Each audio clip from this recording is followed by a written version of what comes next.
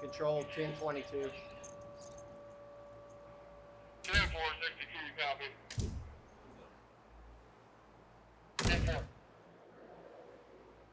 10-4. Respect, responsibility, ownership, community, and empathy. Those are the 5 core principles of the building block program that should be spread to everyone.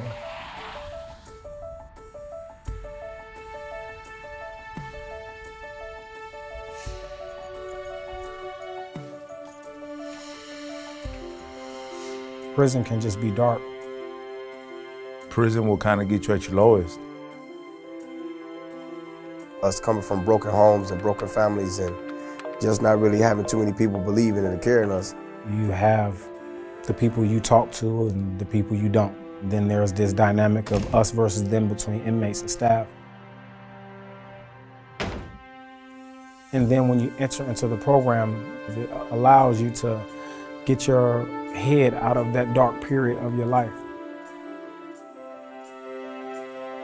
The building block program is something that's so different because it gives you a space inside the penitentiary that's a positive environment. Well, the goal wasn't to create better behaved inmates.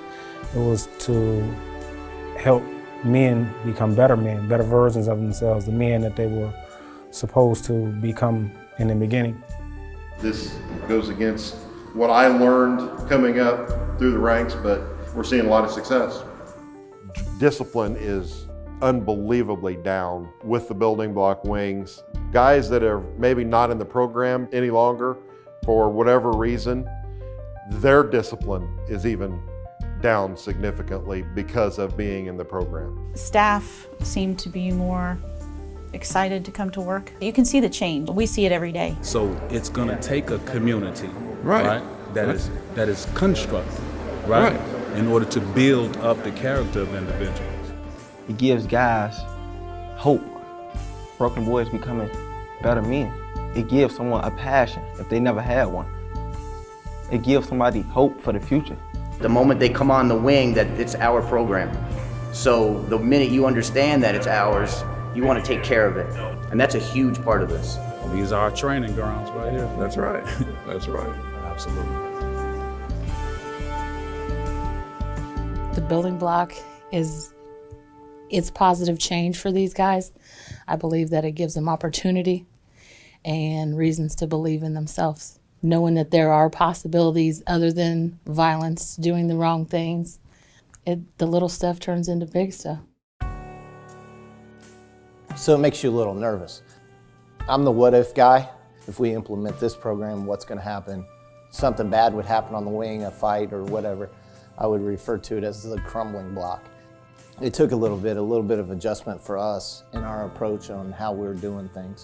You get used to, okay, these guys come out at this time and they lock up at this time, and now we're letting them out so they can get in a group and have a conversation about anger management, parenting, financial. You know, the main focus is we want these guys to go home and not come back. I'm really surprised at the success of this program, how big it's gotten and how successful. This young man was in trouble all the time.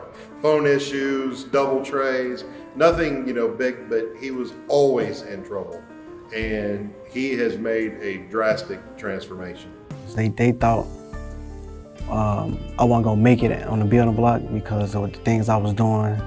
And a lot of people, they want to be a part of it once they see I can change. I put my leaderships forward. They want to be able to change too. It's now, as we know it, the building block. But it originally started as just an idea for one deck to just have something that no other deck had. You're trying to make changes in your life and you're saying all the right things, but then where do you get to really practice it? Where do you get to try it out? There's a lot of fear that goes in that because you're confronted with a lot of opposition to what you're trying to be or who you're trying to be. So what if we could create an environment that was accepting of that?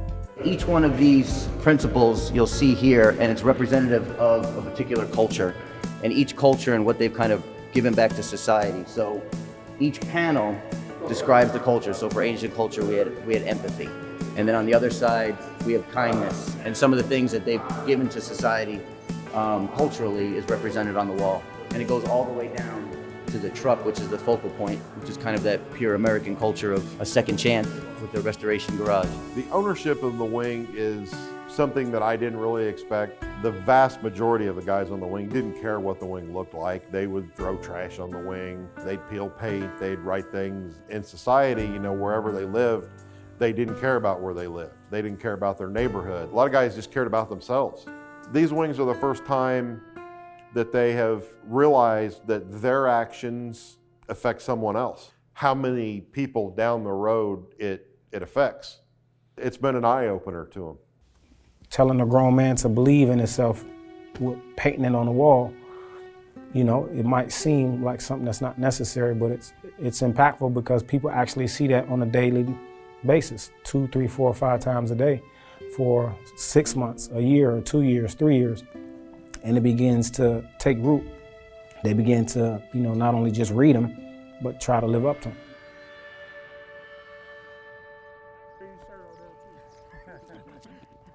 It's a mentor-driven program. The guys come up with their own programming on the wings. They have their core values, and then, of course, they have the basic classes that they teach, like building block basics, effective communication, things like that. The original name of the program actually was the Compliance Wing. And so when we originally wrote the actual blueprint for the program, I started looking at the orientation manual and I looked and said, hey, we're actually required to make the beds up. I saw all the things that are actually the Illinois Department of Correction rules and guidelines that's already crystal clear. I said, let me put this in a proposal. Hey, what if we follow the rules? And so even though people think it's genius, this actually was already there, right? Nothing new under the sun. The blockers are chosen to speak a message of hope. And despite what people think, the Building Block program is not a prison program. It is a life-changing program. If given the opportunity, it will change your life. If you don't believe me, check these guys out. If you don't believe me, check out the educational department in Danville Correctional Center. The correctional department staff is working hand in hand with the offenders in this facility, and they're making a difference. Please give yourselves some love.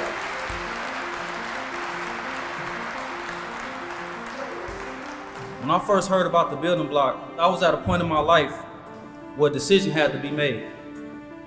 The reality I was facing was, yeah, I got a lot of time to do it. But the question was, what am I do with it? It's rewarding for me to see younger men be able to grasp what it is that I'm trying to share with them. You just keep pressing on and keep pressing on, then finally you see that light click on. That is very rewarding. People that's incarcerated, close to 97% are going back home.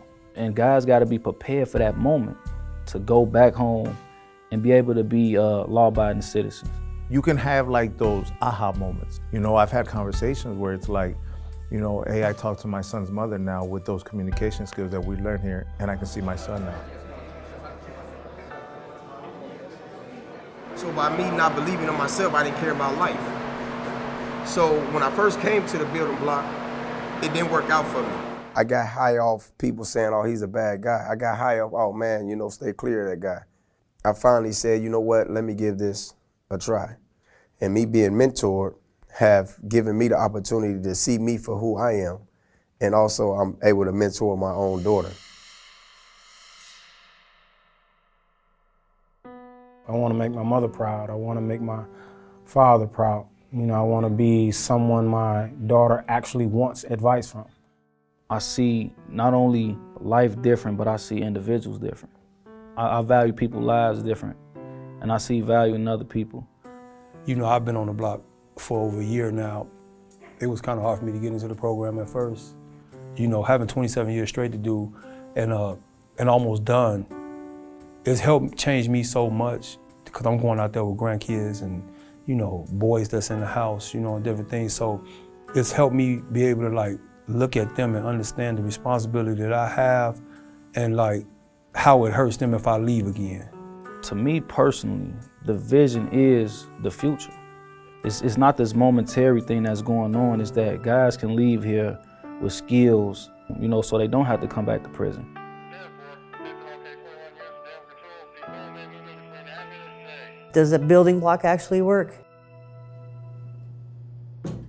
You can't force them. You have to be willing to take the tools and use them. You have to be willing to change yourself.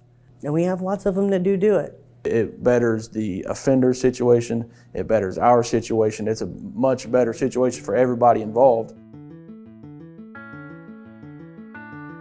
Believe it or not, the Building Block program, I think, is the byproduct of the Global Leadership Summit. You might say, I'm not really a leader. Leadership is never about title or position. Leadership is simply influence. People don't think about those little seeds. We've been neighbors to Danville Correctional Center for now over 35 years. I would drive by Danville Correctional Center. There probably wasn't a lot of time I really gave thought to what was happening there.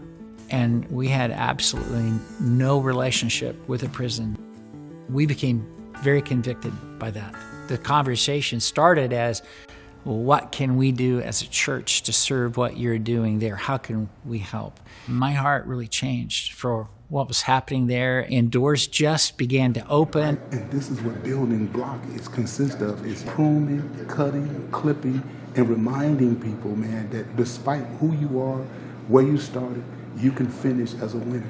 By May of 2016, we had approval to do it, and we launched our first GLS at Danville Correctional Center. I don't think we realized it was actually the first prison in Illinois to host the Global Leadership Summit.